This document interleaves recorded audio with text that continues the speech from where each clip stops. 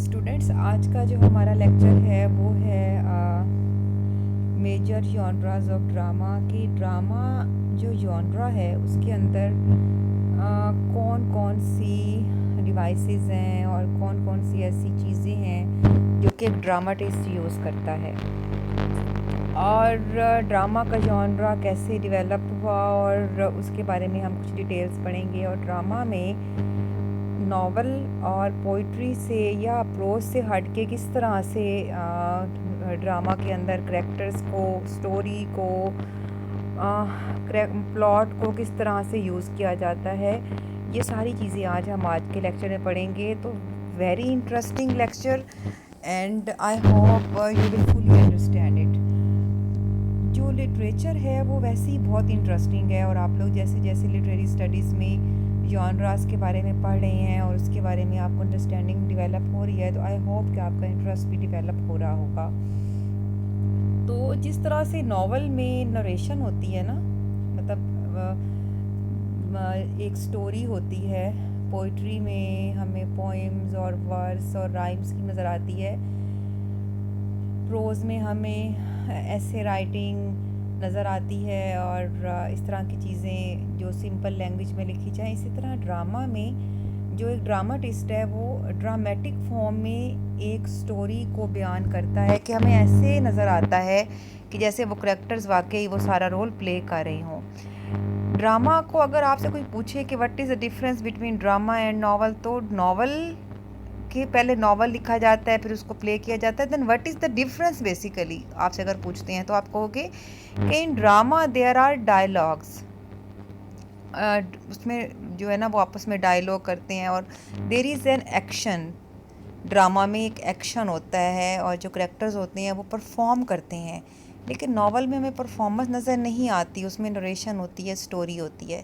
तो हम सबसे पहले करते हैं, a drama is a type of literature that is written for the purpose of being performed in front of the audience। अगर ऑडियंस के सामने हमें कुछ परफॉर्म करना है और उसको ऑडियंस के सामने परफॉर्म करके दिखाना है तो उसको हम ड्रामा कहेंगे। ड्रामास लिखे भी इसलिए जाते थे, एलिज़ाबेथन एज में ड्रामा ज़्यादा लिखे गए क्योंकि क्वीन एलिज़ाबेथ का बहुत इंटरेस्ट था ड्रामास की तरफ। तो ड्रामास को ना तब स्टूडेंट्स परफॉर्म किया जाता था स्टेज पर, और मकसद क्या था कि जो ऑडियंस है उनके अंदर पिटी एंड फेयर पैदा करना, कि वो तर्स तो खाएं उन करेक्टर्स पर जो वो सब कुछ कर रहे हैं, but at the same time वो डरें कि ये सब कुछ अगर हम करते तो हमारे साथ भी ऐसे ही होता। तो उनके अंदर मोरालिटी को डेवलप करना जो था वो बेसिक जो था वो एम था।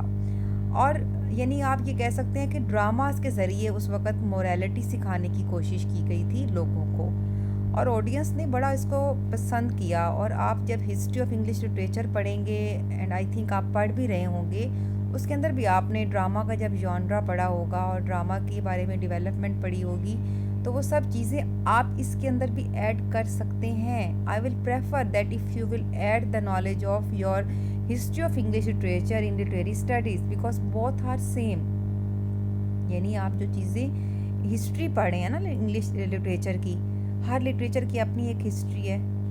उर्दू की अपनी हिस्ट्री है, उर्दू लिटरेचर कैसे डेवलप हुआ, और इंग्लिश लिटरेचर की भी अपनी हिस्ट्री है, कैसे एंग्लो सैक्सन पीरियड आया और उसके बाद फिर कैसे 14th सेंचुरी में डेवलपमेंट हुई।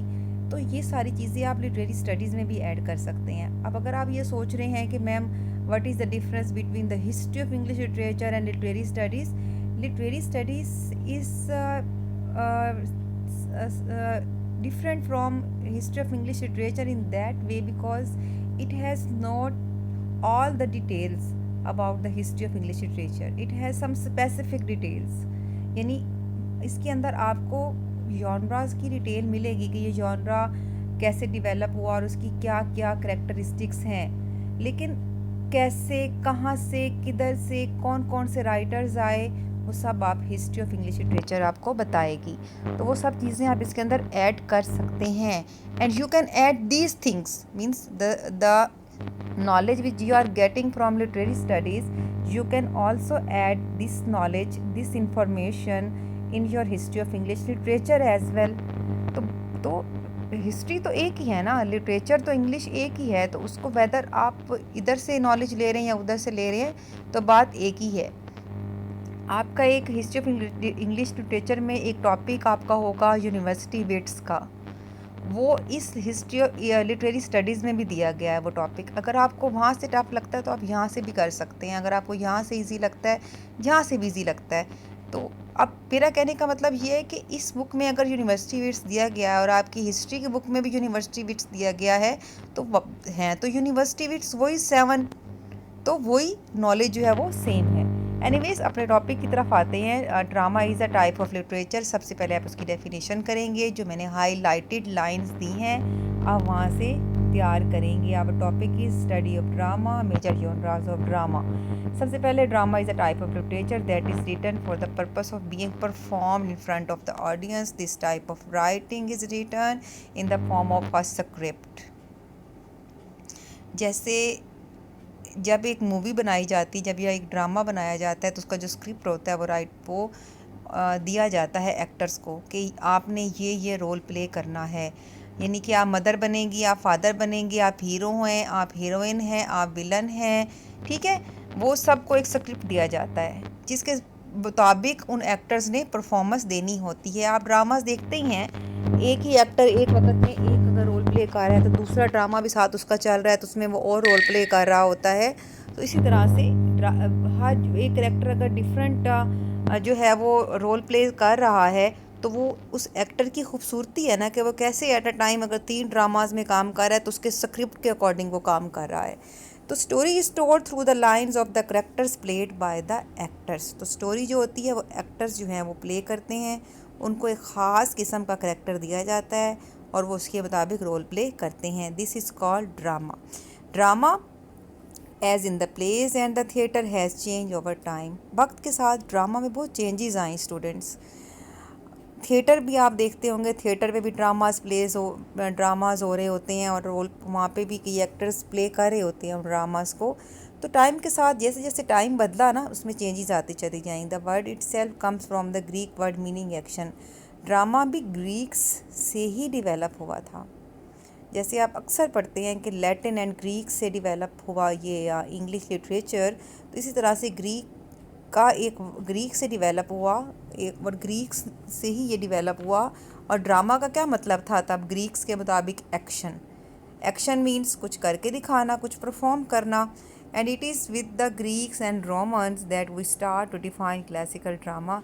इसलिए हम ग्रीक्स और रोमन्स के साथ हम ये कह सकते हैं कि अगर हम क्लासिकल ड्रामा की बात करेंगे तो हम किसकी बात करेंगे, वो सब के सब ड्रामास जिसमें कॉपी किया जाता है किसको, ग्रीक्स के स्टाइल्स को और रोमन्स के स्टाइल को। यानी कि जिस स्टाइल से वो ड्रामास लिखते थे और प्ले करते थे उसको हम ड्रामा कहेंगे, क्लासिकल ड्रामा।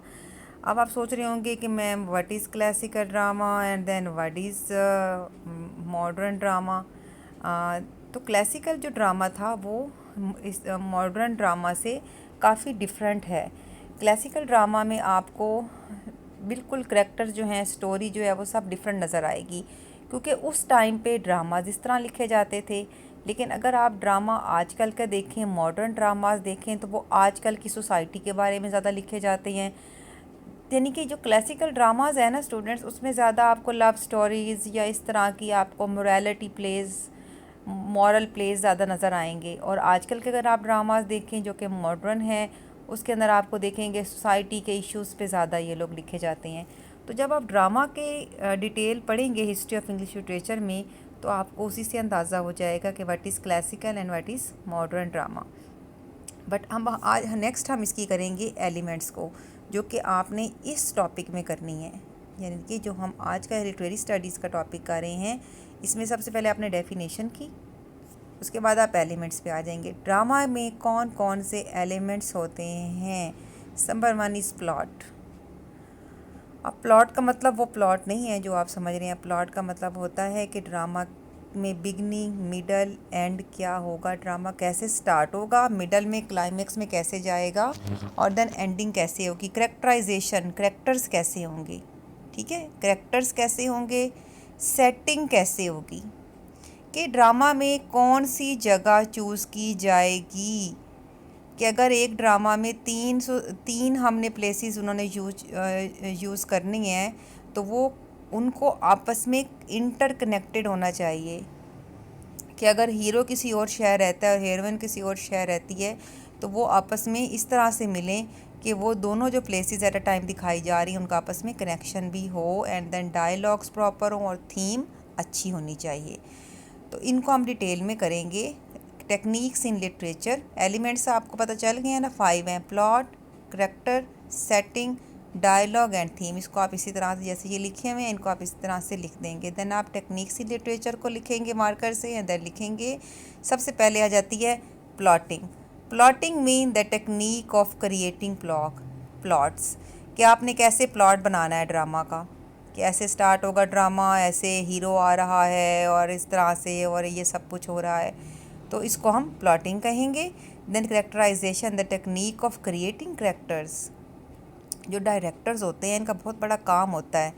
नॉवलिस्ट जो है, एक राइटर जो है, वो तो राइटर स्टोरी राइट कर देता है, लेकिन वो जो एक डायरेक्टर है उसको किस तरह से प्ले करवाता है वो बहुत बड़ा जो है वो बहुत इम्पोर्टेंस अपनी जगह रखता है, क्योंकि हम तो उसी को ही देख रहे होते हैं ना, जो हमारे सामने परफॉर्म हो रहा होता है, और हमारे जो इमोशंस हैं, फीलिंग्स हैं, वो तो उसी से ही अराउज हो रहे होते हैं ना। नेक्स्ट कम्स नरेटिव टेक्निक, के किस तरह से एक राइटर अपनी स्टोरी को बताता है, उसके लिए कौन सी टेक्निक्स यूज़ करता है। Narrative technique which has to do with the way a writer chooses to tell his her story, के राइटर किस तरह से अपनी स्टोरी को यूज़ करता है, उसको हम नरेटिव टेक्निक कहेंगे। Then comes symbolism, the technique of creating symbols, ठीक है, किस तरह से सिम्बल्स को यूज़ करना है, एट्सेट्रा। नंबर 1 पे अब हम 1 बाय 1 डिस्कस करते जाएंगे इन 5 एलिमेंट्स को। सबसे पहले प्लॉट को हम डिस्कस करेंगे, फिर character, setting, dialogue and then theme.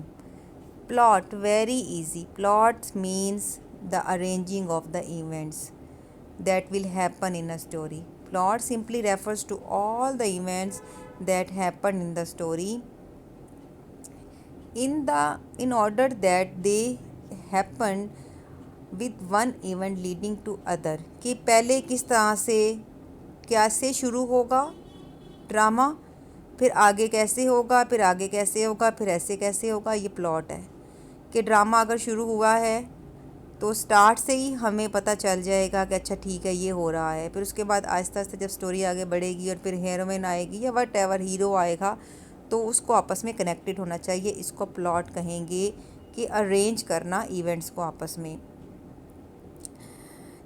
In that logical sequence, उनके आपस में लॉजिक हो। It can also be seen as a wholly interconnected system, इसको हम इंटरकनेक्टेड सिस्टम भी कह सकते हैं ऑफ इवेंट्स का, deliberately selected and arranged for the purpose of fulfilling a complex set of imaginative and theoretical purposes।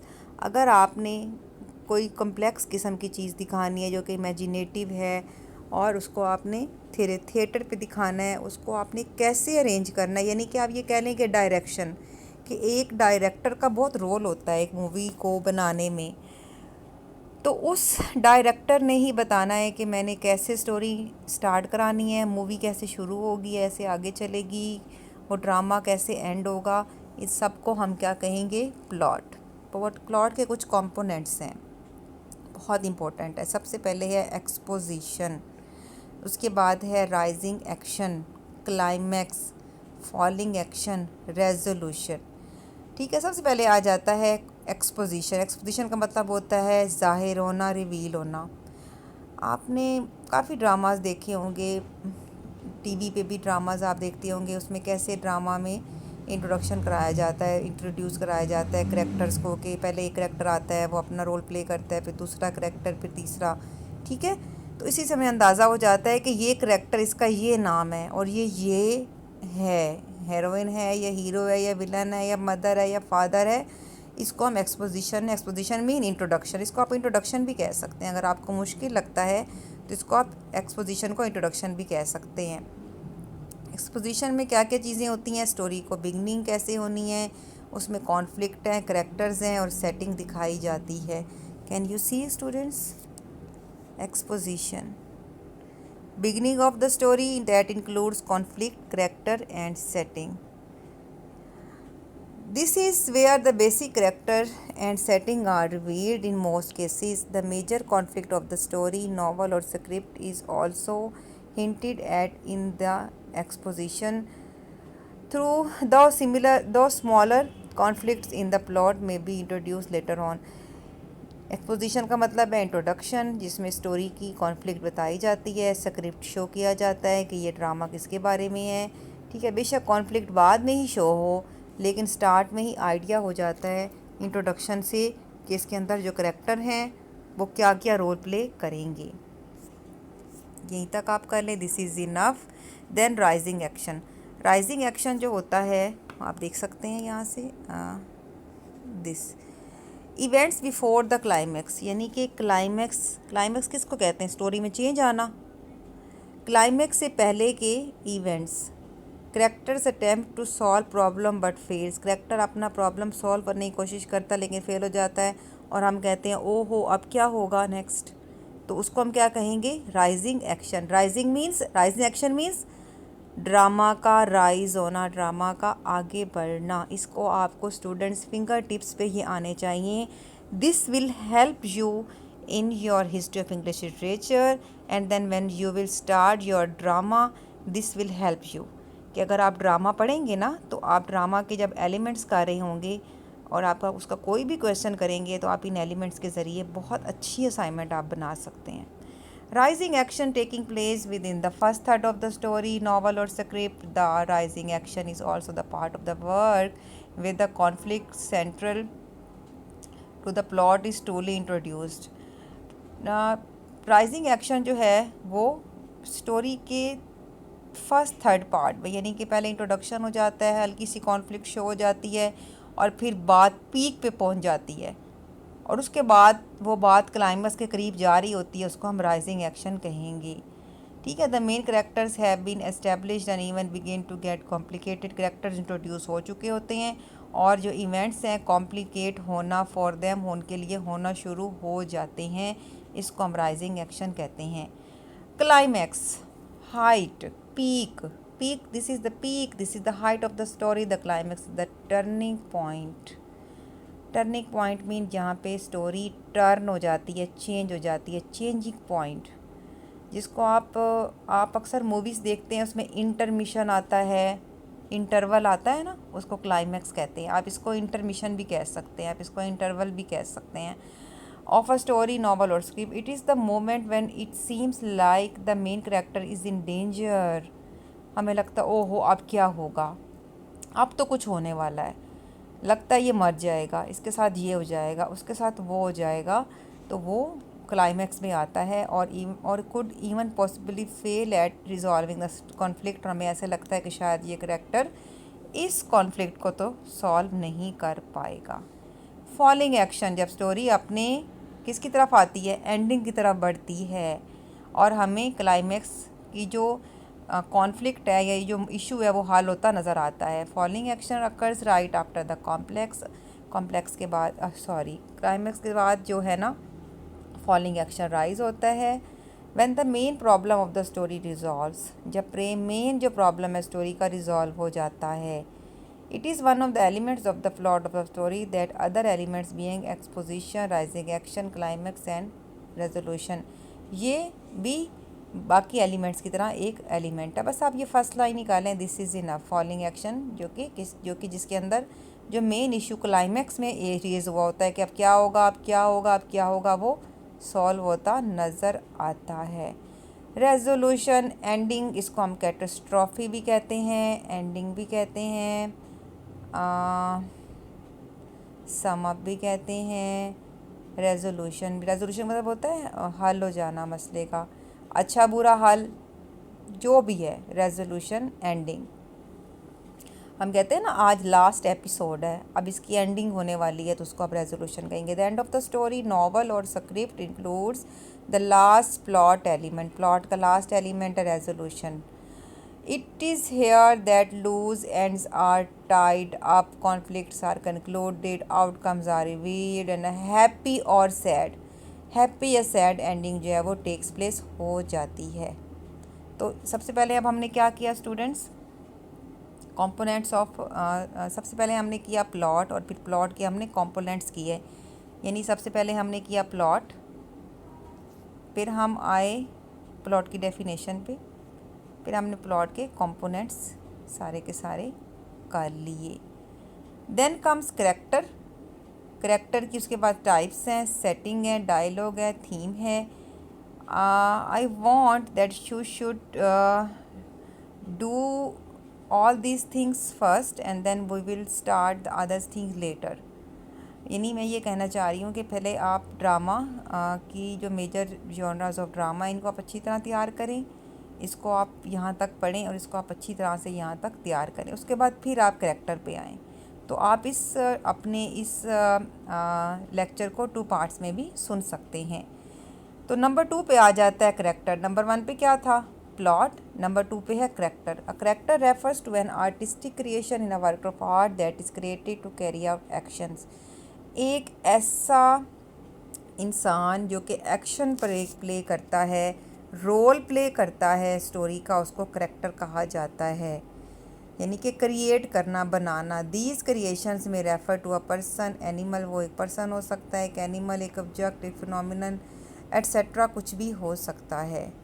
इसको हम character कहेंगे। तो ये करेक्टर की डेफिनेशन आ गई। करेक्टर की डेफिनेशंस में के बाद आप करेंगे टाइप्स ऑफ करेक्टर। सबसे पहले राउंड एंड फ्लैट करेक्टर, यानी कि कुछ करेक्टर होते हैं जो राउंड होते हैं और कुछ होते हैं फ्लैट। यानी कि राउंड मीन जो चेंज हो जाते हैं और फ्लैट मीन जो चेंज पूरे स्टोरी में नहीं होते।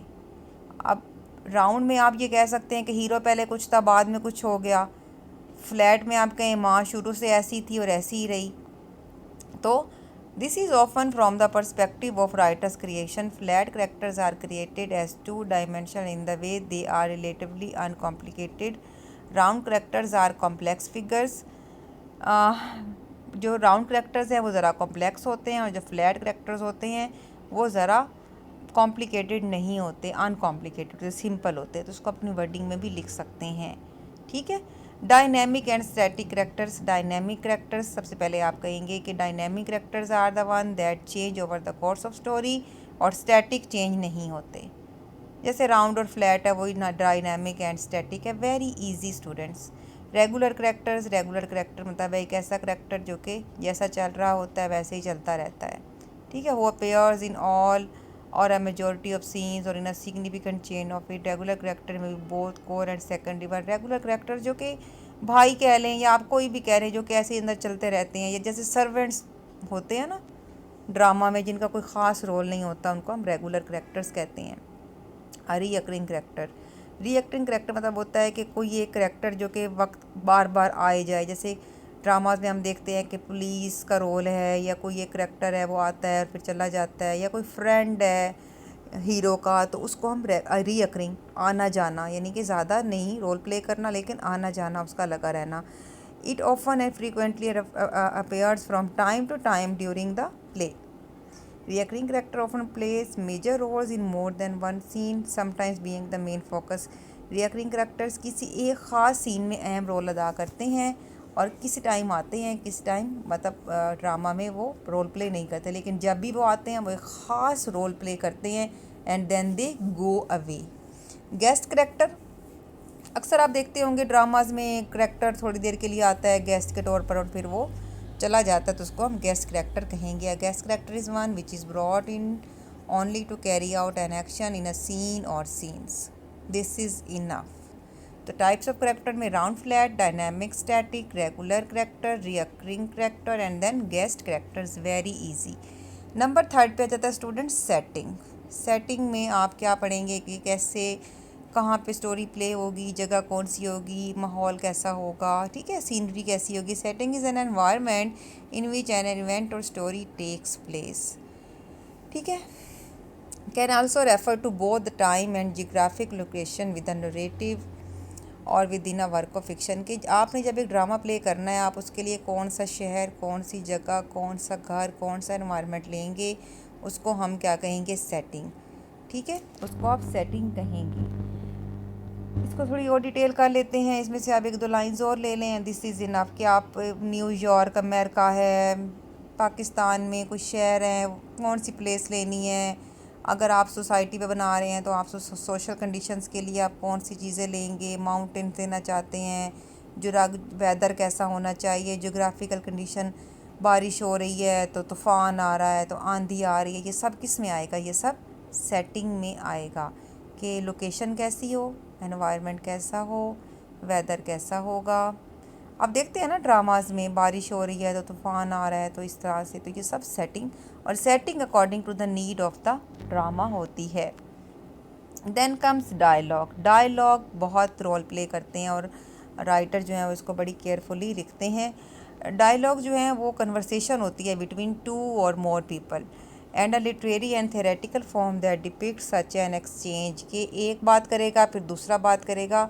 और डायलॉग्स बहुत असर करते हैं, यानी अगर अच्छे डायलॉग्स नहीं होंगे तो वो ड्रामा भी अच्छा नहीं होगा ऑब्वियसली। देखिए ना, अगर अच्छे डायलॉग्स नहीं होंगे तो वो करेक्टर भी उतना अच्छा परफॉर्म तो नहीं करेगा। तो dialogue can be seen as a literary element in which writer employs two और more characters to be engage in conversation with each other. This is called dialogue.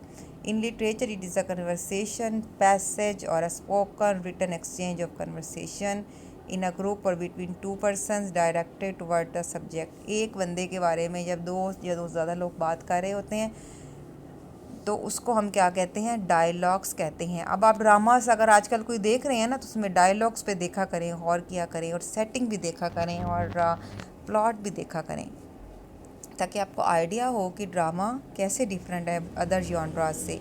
Then comes theme. Theme जो है उसका central idea है, central topic है कि किसके बारे में ड्रामा लिखा गया है। वो हीरोइन के बारे में है, सोसाइटी के बारे में है, वट एवर। तो a theme is the central topic in a text. The most common contemporary understanding of theme is an idea और point that is central to a story which can offer to be summed in a single word. यानी कि एक ऐसा idea जिसको आप एक लफ्ज़ में एंड कर सकें, यानी कि आपको पता हो कि मैंने ड्रामा में क्या थीम रखनी है। आपने सोसाइटी रखनी है, आपने मोरालिटी रखनी है, आपने लव रखनी है, आपने डेथ रखना है, आपने बेट्रेयल धोखा रखना है, आपने वफा रखनी है, बेवफाई रखनी है, आपने बदला रखना है, आपने कत्ल की थीम रखी है कि कोई मर्डर हो गया और उसका कोई बदला लेना है, वट एवर। लव स्टोरी है, जो भी है वो थीम कहलाएगी। या थीम में बी एग्जेम्प्लीफाइड बाय द एक्शन, और उसी थीम को फिर वो जो करेक्टर्स हैं उन्हीं पे रोल प्ले करते हैं और एक्शंस के ज़रिए, अपनी अट्रेंसेस के ज़रिए वो जो बात करते हैं, अपनी थॉट्स भी उनकी वैसी होती हैं और करेक्टर्स उसी के मुताबिक अपना रोल प्ले करते हैं। स्टोरी में हैव सेवरल थीम्स। कभी कभी एक स्टोरी में कई थीम्स भी होती हैं, लेकिन मेन थीम स्टूडेंट्स एक ही होती है जिसके गिर्द वो स्टोरी चल रही होती है। Along with plot, character, style, theme is considered the most important component, most important part of fiction. Fiction mean novel का। तो अब आप कहेंगे मैम यहाँ नावल मीन्स स्टोरी। स्टोरी का मेन पार्ट होती है थीम। तो सबसे पहले स्टोरी लिखी जाती है, उसी पे ही तो बेटा फिर स्टूडेंट्स परफॉर्म किए जाते हैं ड्रामास। तो this is very easy topic. So today we have studied about drama. How drama, what is drama? Drama means anything that is performed in front of audience. तो इसके बाद हमने ड्रामा के बारे में पढ़ा कि ड्रामा में क्या होता है, एक्शन होता है। नॉवल में क्या होता है, नरेशन होती है। पोइट्री में क्या होती है, राइम एंड रिदम होती है। प्रोज में क्या होती है, ऐसे राइटिंग, सिंपल लैंग्वेज होती है। मैं बार बार आपको रिवाइज कराती रहती हूँ ताकि आप भूलें नहीं। देन हमने एलिमेंट्स किए, plot, character, setting, dialogue, theme, और इनको हमने फिर वन बाय वन डिस्कस किया। सबसे पहले प्लॉट हो गया, प्लॉट में हमने 5 पार्ट्स पढ़े। देन हमने करेक्टर पढ़ा, करेक्टर की टाइप्स पढ़ी। देन हमने सेटिंग किया एंड देन हमने dialogue and then themes. These are all the parts of drama. These are all called the genres of drama कि drama is itself a genre। तो इसके अंदर जो इसके जो इसके अंदर सब जॉनराज हैं या इसके अंदर जो इसकी मेन कंपोनेंट्स हैं, हिस्से हैं ना, हिस्से जैसे हर चीज़ का एक हिस्सा होता है, वो है क्या है, उसको हम कहेंगे ये इस प्लॉट, क्या क्या था, प्लॉट, देन प्लॉट हमने किया, and then students character, setting, dialogue and theme. These are very much necessary to write a perfect drama. कि जैसे हमने पोइट्री में पढ़ा था ना कि पोइट्री के लिए ये होना चाहिए, ये होना चाहिए, ये डिवाइस हो, ये डिवाइस हो, ऑक्सीमोरोन हो, उसके अंदर राइम, रिदम, मेटाफर, सिमिली। तो ड्रामा के अंदर ये एलिमेंट्स होने चाहिए। And drama is very important genre, and you should know about its terms and conditions, and it is very interesting, and I love dramas of English literature. तो आप आगे इनको फ्यूचर में पढ़ेंगे भी सही, तो इसको आप रीड करेंगे, and then please share your feedback about this topic.